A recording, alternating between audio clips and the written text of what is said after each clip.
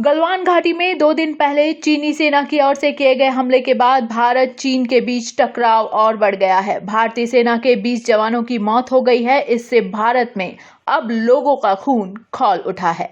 हर तरफ चीन को सबक सिखाने की मांग उठने लगी है, क्योंकि अब तक भारत और चीन बॉर्डर पर हलचल तो बनी रहती थी, लेकिन कभी गोलीबारी नहीं की जाती थी। ऐसा नहीं है कि चीन ने भारतीय सीमा में दखल करने की कोशिश नहीं की, ऐसा कई बार हुआ, लेकिन हमारी सेना ने चीन को माकूल जवाब भी दिया है।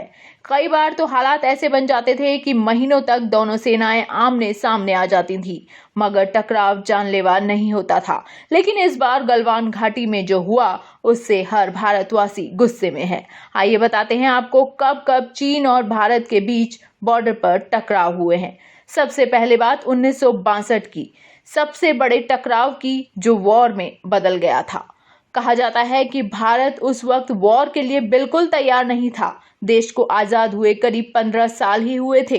ऐसे में भारत अपने विकास की योजनाओं को बनाने में व्यस्त था, लेकिन चालबाज चीन ने अपनी विस्तारवादी मंशा के चलते भारत को युद्ध के मुहाने पर लाकर खड़ा कर दिया। उस समय भारत को शिकस्त झेलनी पड़ी, लेकिन जब 1967 में टकराव हुआ तो भारतीय सैनिकों ने चीन के दुस्साहस का मुंह तोड़ जवाब दिया। सैकड़ों चीनी सैनिकों को न सिर्फ मार गिराया, बल्कि उनके कई बंकरों को ध्वस्त भी कर दिया।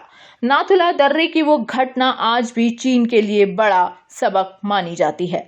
भारत ने नाथुला से सेबुला तक तार लगाकर बॉर्डर को परिभाषित किया।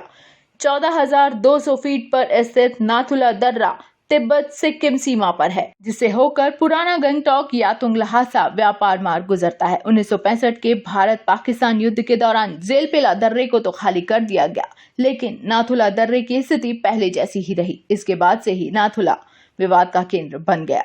भारत ने सीमा परिभाषित की तो चीन ने आपत्ति की और टकराव और हाथापाई की नौबत आ गई।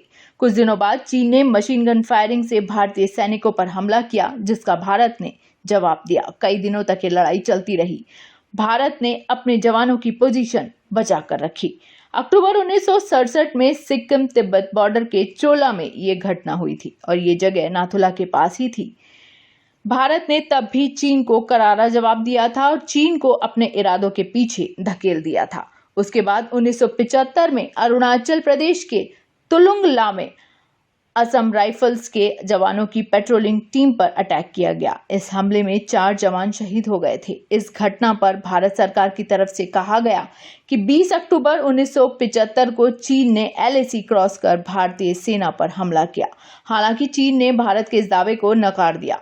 चीन की तरफ से कहा गया कि भारतीय सैनिकों ने LAC क्रॉस कर चीनी पोस्ट पर हमला किया और पूरी घटना को जवाबी कार्रवाई करार दिया। उसके बाद 1987 में भी टकराव देखने को मिला। ये टकराव तवांग के उत्तर में समुद्रांग चू रीजन में हुआ। तब भारतीय सेना ने ऑपरेशन फाल्कन चलाया। उसके बाद अब 2020 में आकर फिर चीनी सेना ने टकराव की स्थिति पैदा की है और भारत चीन तनाव को और बढ़ा दिया है।